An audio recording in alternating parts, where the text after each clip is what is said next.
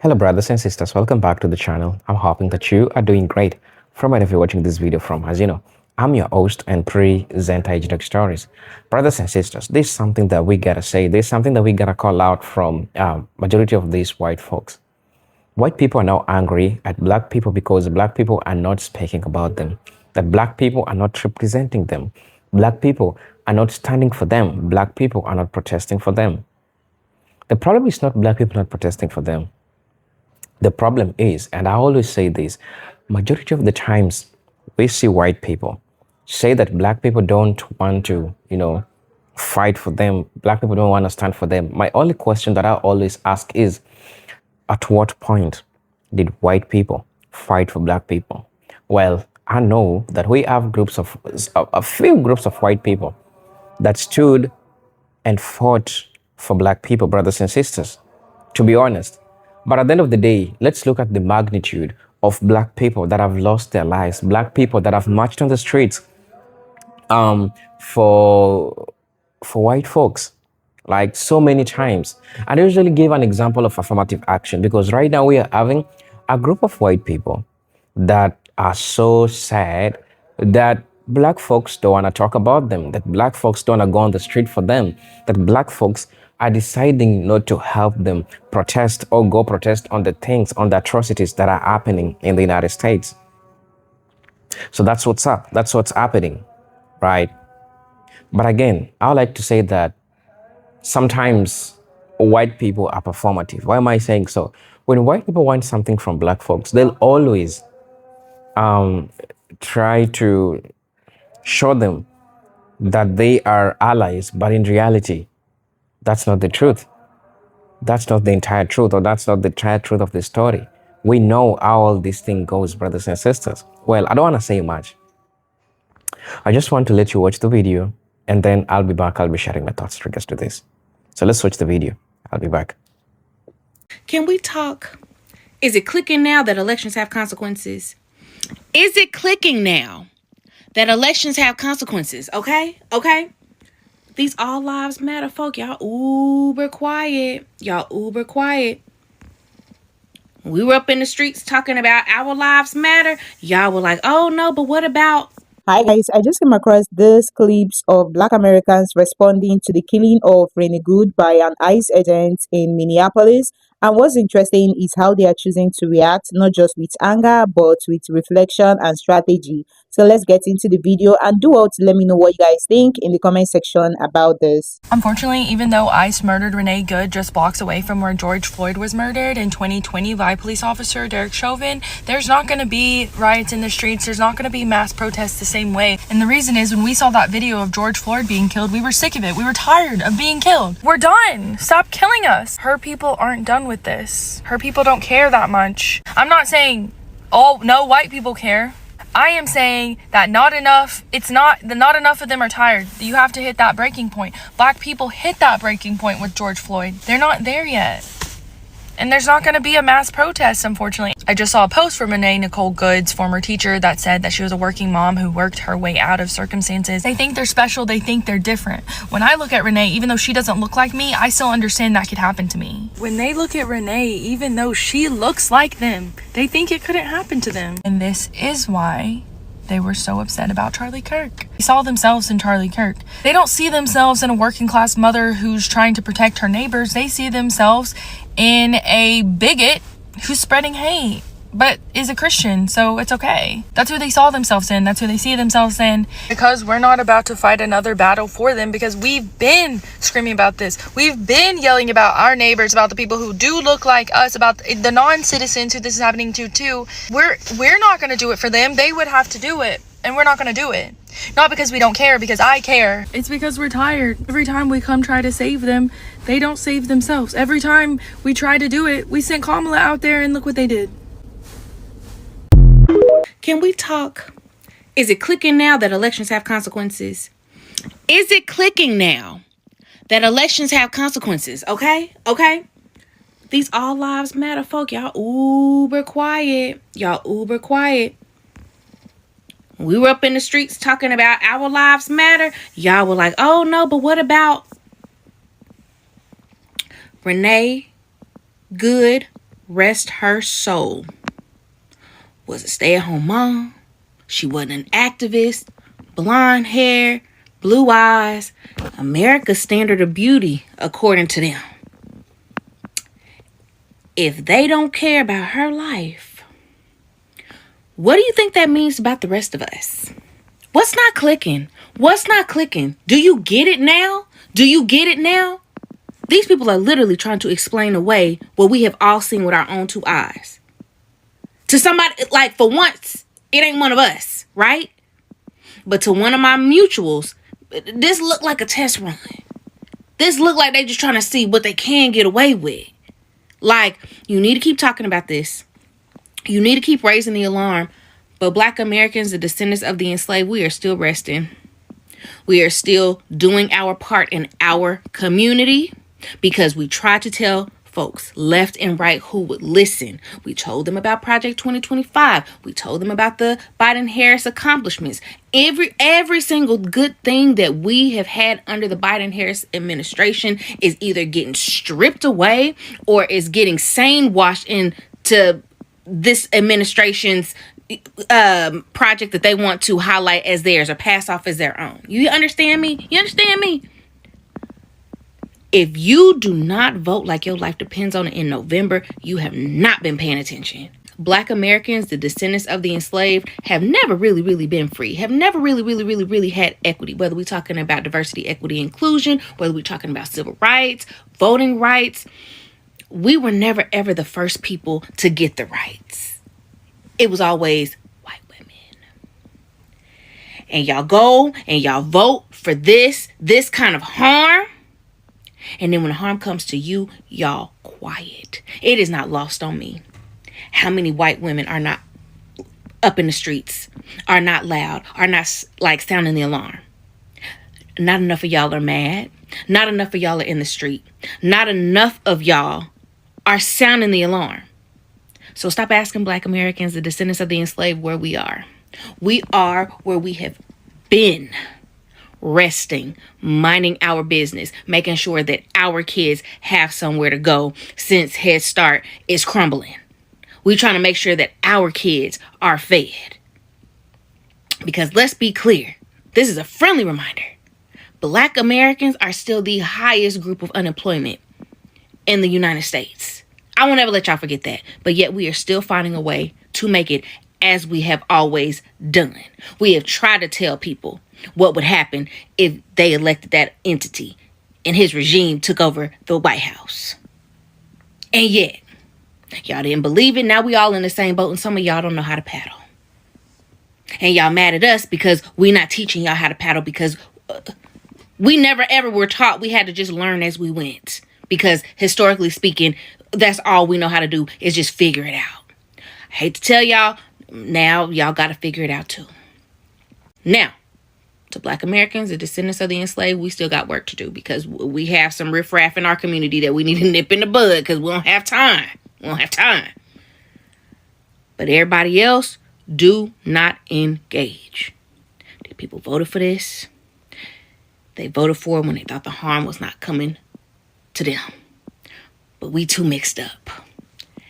And you cannot want my house to catch on fire with your house right next door and thinking your house ain't gonna catch a flame or two. But alas, Black Americans, stay moisturized and well rested. Okay, bye. So I want to talk about the topic that's been going around about Renee Good, the victim that was lost to ICE agents. I'm trying to be nice. They might be watching me. But I've been seeing this discussion about, oh, if a white lady's life been taken, and how are we safe? How are we? Let's ask this question, and I want y'all to deeply think about this.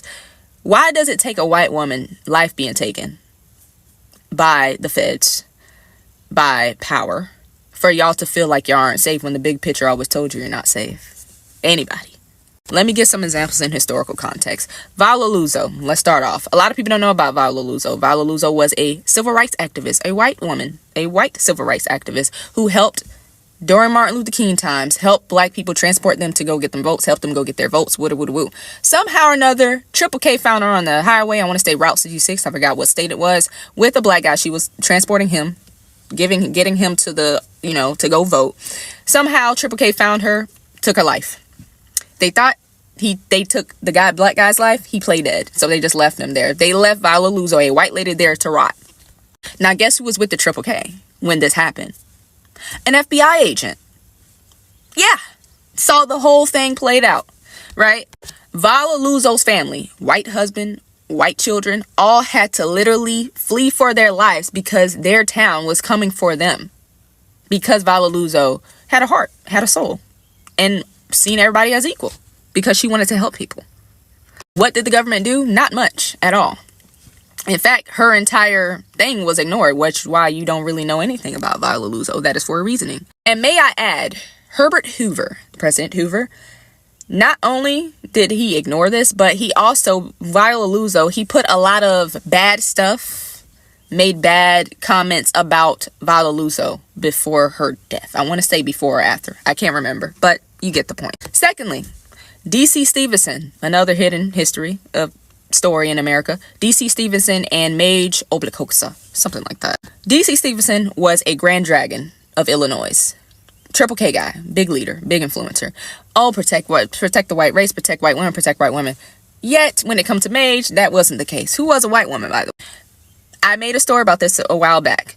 He kidnapped Mage, he SA'd Mage, and then he ended up giving her a staph infection by biting on her breast, which gave her the staph infection, which she could have been saved, but instead, because she didn't want to marry him after all he did with all that, he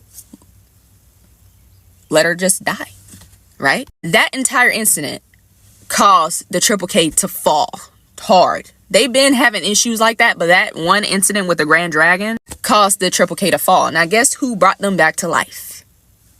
Woodrow Wilson, the president, Woodrow Wilson himself. He brought them back to life, totally dismissing the fact that a white lady got her life taken by a white man who was of white supremacy, right? And she was just at work. That's it. It had nothing to do with him. And if you did not know, yes, Woodrow Wilson was a sympathizer and very much idolized the Triple K and Confederacy. Very much loved them. Or let's go for something that's more recent. The Epstein files. Who are the victims of the Epstein files? White girls who are now white women. Safety.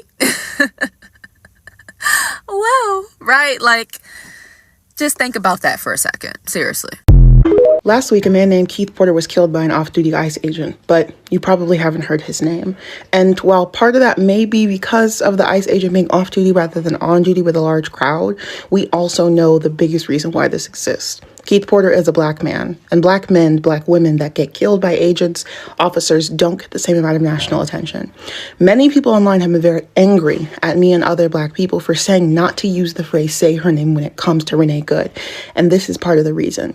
It has taken 7 days for the average person, and not even the average person, but for people online to find out about Keith Porter, while most people across the country know who Renee Good is within 24 hours. Within 24 hours, people have started marching for her. They have been sharing the stories of her families. They have been talking about her, sharing posts of her, memorializing her, making sure that she is known. Meanwhile, Keith Porter's family, they've been struggling to get into the news cycle. They've been struggling to have any conversation. And the same defense that ICE agents are using to justify killing Good is the same defense that they're using for justifying killing Porter. They say that he had a weapon and that he pointed it at them first, despite the fact that nobody on the scene concurred that, aside from the officer who shot him. These are the conversations that we need to be having. It's not divisive to ask you to use language that matters. It's not offensive to ask you to consider how you're speaking about an issue, because part of the reason why fascism is happening now in the United States is because certain groups of people have never had to care this much. We've been under attack as black folks for a very long time. Indigenous folks understand. Many Latinos understand. There are many groups that understand that we have been under attack for a long time, but there are many folks that have just woken up, even in the last week, that are screaming, saying that we're being divisive. But what's more divisive? Refusing to acknowledge the work of someone that came before you, of people that have been here, people that have consistently voted in favor of not having things like this happen, or people who just showed up to the fight. Who is in charge of the language? Ask yourself that. And before you get angry at somebody for asking you not to use a phrase than you do for the fact that that phrase has to exist in the first place, take a seat and breathe, because your privilege is showing. Excuse the venue change. It's raining outside, the hubby is asleep upstairs, and the kid has taken over the living room. So I came to my Zumba studio, which is the only place in the house where I can get some privacy. And it's almost time for me to start my class anyway, so here we are. But I wanted to do this video because I have some more thoughts on this Renee Good situation.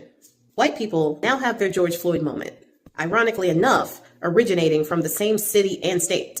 In my view, a George Floyd moment follows a string of atrocities. George Floyd was not the first person to be brutalized or even unalived by cops. And Renee Good wasn't either. 32 people have perished in the custody of the frozen rejects. In 2025, 14 times the frozen rejects have fired their weapon onto residents.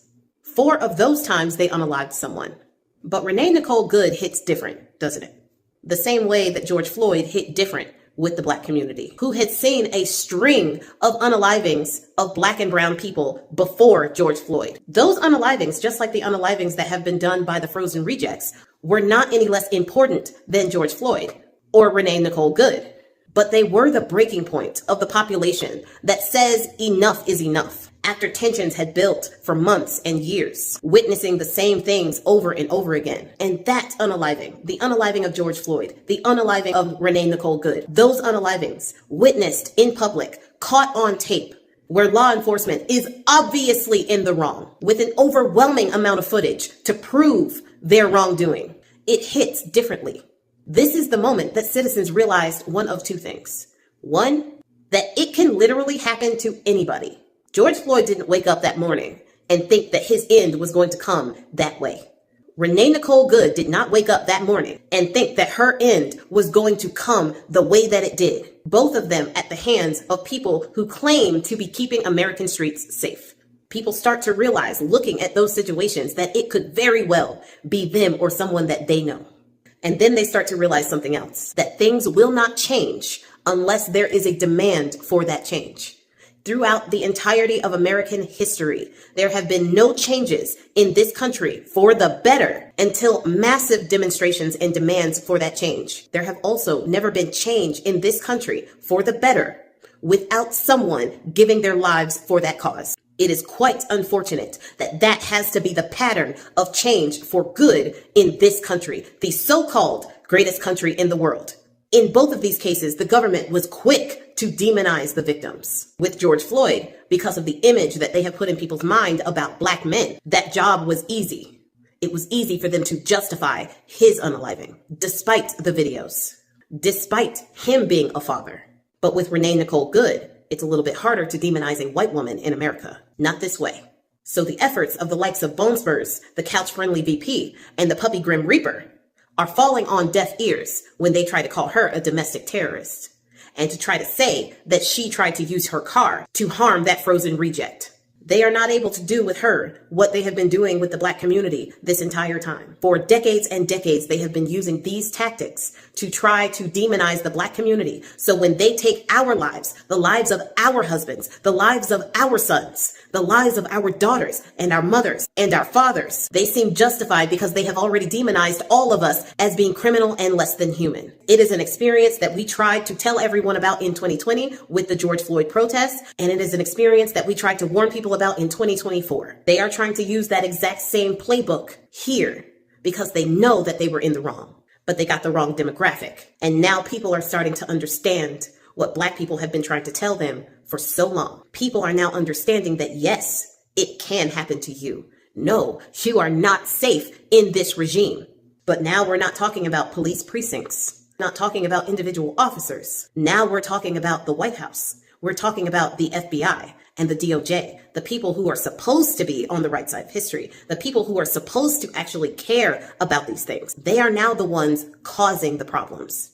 And they have become so emboldened that they do not care to demonize a 37-year-old writer and mother of 3, and by her own words, shitty guitar enthusiast, to make their base believe that that unaliving was justified.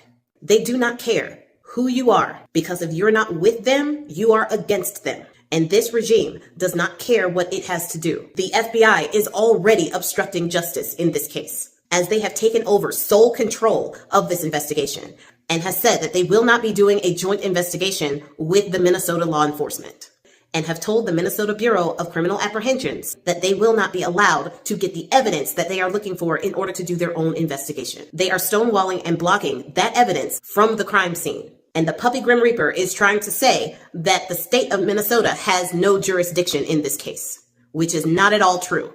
If this case ever goes to trial, it will be a state prosecuted case. So the state needs to do an investigation. The state needs to put together the grand jury. It needs to be the Minnesota grand jury that actually does an investigation and moves to indict the frozen reject, which we do have his name now.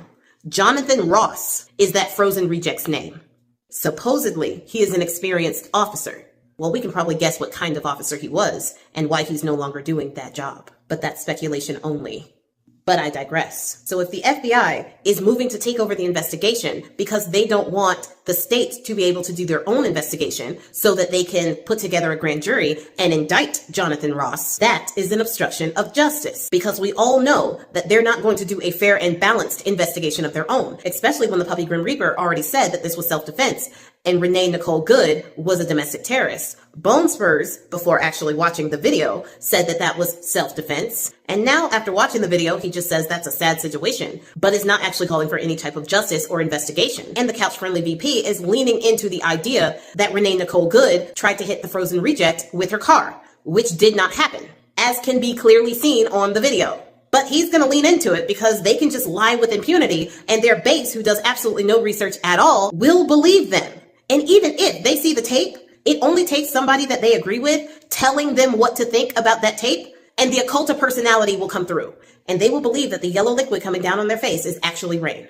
This whole thing is disgraceful and deplorable. And as some have seen already, I have zero tolerance for justifications for this in my comment section. Just be warned, I am out of patience for ignorance. But I really think that this is the white people's George Floyd moment, and we'll just have to see what they plan to do with it. Hello, brothers and sisters. Welcome back to the channel. I'm hoping that you are doing great from wherever you're watching this video. Again, I'm your host and present hygienic stories. Now, there are a couple of things that I just want to talk about, but I think at the same time, it's important for me to be considerate of the fact that now white folks want black support. Well, I have a couple of few things to, say in regards to this. First, one thing that I like to say in regards to this is that white folks are complaining about Mr. Donald Trump. The policies that white folks are complaining about are the policies that are Mr. Donald Trump's policies. And majority of these policies are so, they are infringing on people's welfare, on people's right. People feel unsafe. There's so much surveillance and everything that's going on. So ideally, white folks want black people to go on the streets and, protest or talk about all the atrocities that are happening in the United States. And, as an American citizen, that's lawful and it's democratic for you to, complain, air out, speak about like what is really happening in the United States.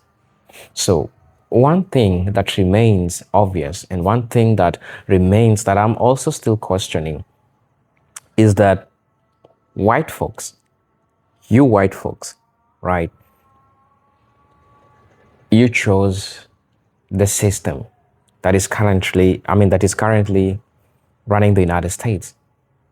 So when blacks warned you about all these things, you never listened. There are so many mass surveillance that is going on. Yes, so much mass surveillance that is going on. And so when you see all these things are happening, there's just one thing that black people question. Didn't we warn you all about all these things that are happening? Didn't you know that there are repercussions of all these things that you're subscribing to? Right now, you need the black support. You need black people to go on the streets. Well, let me remind you of something. Majority of times, black people have protested for the things that later on came and happened. But at the end of the day, it didn't serve black folks. The perfect example that I usually give is an example of, what is called affirmative action,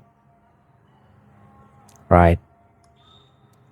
The idea of affirmative action was to represent the minority groups, and that was including people who were marginalized, people that were misrepresented. That includes the Black Americans. So when the affirmative action really came to happen, when it was successful, we saw it benefiting white people, white women, more than black women, because affirmative action were the less advantaged, including women, right? When you talk about women, we have something to talk about between white women and black women. So that's a big difference when you get to see the scope of all these things. Now, get to understand that after affirmative action came to take place, greed got into some of these people, white folks. Specifically white women, and so they decided that these services, including education, health, and everything, was not going to benefit black women, because white women saw that this belongs to us, it doesn't belong to black folks. That's what happened. So majority of the time when black people are fighting for the cause of the things that are going to benefit majority of the people, we see these things not benefiting black folks. At the end of the day, these things, they don't benefit black folks. So get to understand one thing is this: black folks have already seen all these patterns, and they know. And so what this time around they're doing, to add on top to the fact that they also warned you not to put this administration that currently is running, not to vote for all these folks, because they knew that this was something that was here to happen. And we definitely saw that this was something that was here to happen, right? So brothers and sisters, black folks are saying, you know what, this is the time for us. We are not voting for, we are not protesting for anybody. We're not speaking about all the atrocities, because for the longest time we tried to speak about all these atrocities. We tried our best, but you took us for granted. You never believed in our voices. So what's that's making it different now that you want the black voices so bad? That's the question. What is really happening that makes you really just want the black voices so bad? That's the question. So brothers and sisters, I don't really know where you're watching this video from, but that was my little headings in regards to what's really happening. So brothers and sisters, please let me know what you think about this video. And as you know, again, I'm your host and presenter George Stories. And if you're watching me for the first time, I'm asking you to please subscribe to the channel, join the membership, and really get to see what I can offer you. And for those who are always coming back, watching, subscribing to my, liking my videos, sharing, I'm really, really grateful for the support that you all are giving me. But until then, brothers and sisters, peace, love, and harmony. Salute.